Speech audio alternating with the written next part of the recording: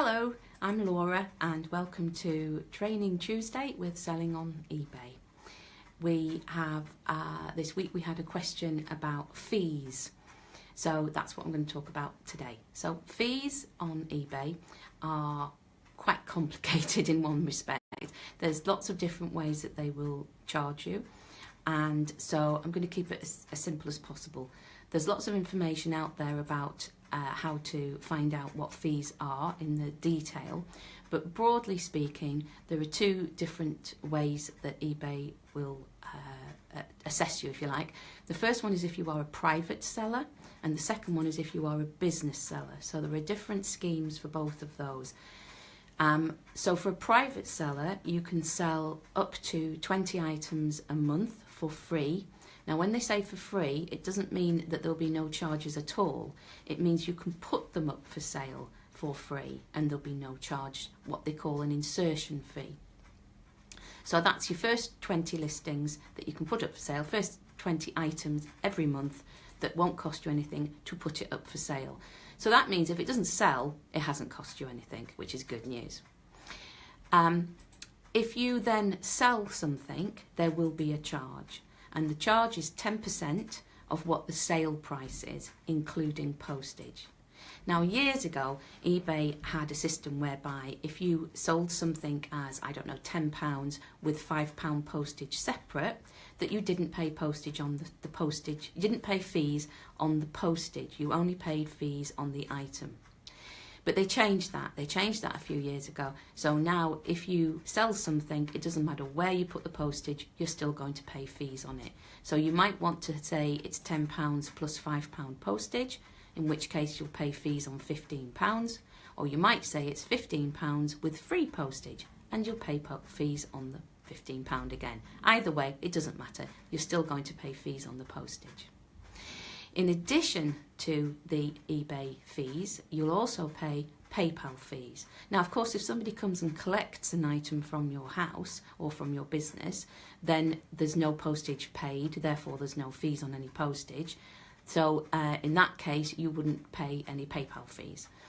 Equally, if somebody, and this is very rare nowadays, but it does still sometimes happen, if somebody chooses to pay by cheque and sends you a cheque, then there's no fees on cheques. I think it's about 3 years since I heard about somebody paying for something by cheque, so it doesn't happen very often, but it does happen. And your PayPal fees generally will be around 3.4% plus 20 pence per transaction. Now, the 20 pence isn't very important if you've sold something for £100, but if you sold something for £1.50, obviously the 20 pence then becomes a much higher percentage of the cost. Generally speaking, I would work on assuming your fees will be 15% of the final sale price, including postage. That will then take into account any insertion fees you might have to pay. It will take into account both eBay and PayPal fees. For businesses, you don't get the 20 free insertions a month. I'm afraid you have to pay your 36 pence per insertion for everything, unless you have a shop.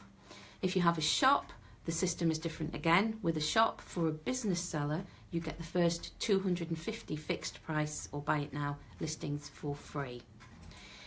On top of all of that, you've got some various things. You've got auctions, for instance. Fees are different for auctions. You've got classified ads. If you're selling a house or a boat or a car, well, you've got eBay Motors.